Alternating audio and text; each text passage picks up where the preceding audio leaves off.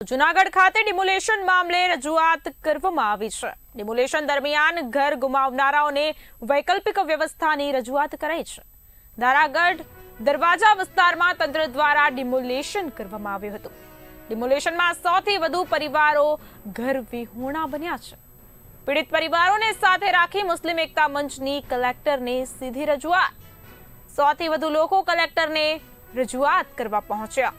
Demolition કર્યા બાદ સરકાર દ્વારા વૈકલ્પિક વ્યવસ્થા માટે ઠરાવ કરવામાં આવ્યો છે। જૂનાગઢના ધારાગઢ વિસ્તારના લોકો દ્વારા મકાન અથવા પ્લોટની માંગણી કરવામાં આવી। ઇમ્તિયાઝ પઠાણ, કન્વીનર મુસ્લિમ એકતા મંચ ગુજરાત। આજરોજ જૂનાગઢ કલેક્ટર સાહેબ શ્રીને અમે એક એવી રજૂઆત કરવા માટે આવ્યા હતા કે જૂનાગઢ ખાતે ધારાગઢ દરવાજા ખાતે ગત તારીખ 28 ના રોજ સરકારશ્રી દ્વારા એક ડિમોલેશન કરવામાં આવ્યું અને એમાં 200 જેટલા પરિવારોને બેઘર થવાનો વારો આવ્યો। આ પરિવારો છે એ અતિ ગરીબ પરિસ્થિતિના છે અને રસ્તે રજડવાનો વારો આવ્યો છે। એટલા માટે કરી અને સરકારશ્રીને અમે વિનંતી કરવા માટે આજે શ્રી કલેક્ટરશ્રીના માધ્યમથી આવ્યા હતા કે સરકારશ્રીની કોઈ પણ યોજના હેઠળ આ લોકોને મકાન ફાળવવામાં આવે।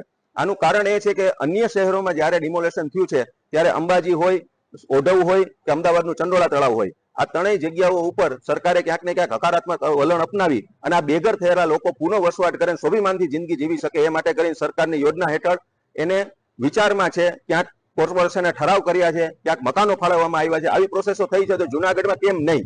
આવા પ્રશ્ન સાથે અમે સરકાર જ્યારે પ્રજા માટે માય બાપ હોય તો એ માય બાપને એક વિનંતી સાથે અમે રિક્વેસ્ટ કરવા માટે આવ્યા હતા કે આ લોકો પોતાનું સ્વાભિમાનથી પોતાની જિંદગી જીવી શકે। ઘણા વર્ષોથી ત્યાં વસવાટ કરતા હતા, એટલે હવે નવેસરથી એમને સરકારની યોજના હેઠળ અન્ય જગ્યા ઉપર પ્લોટ અથવા મકાન ફાળવવામાં આવે તેવી આજની અમારી માંગ, આજની વિનંતી સાથે આજનું આવેદનપત્ર આપવામાં આવ્યું છે।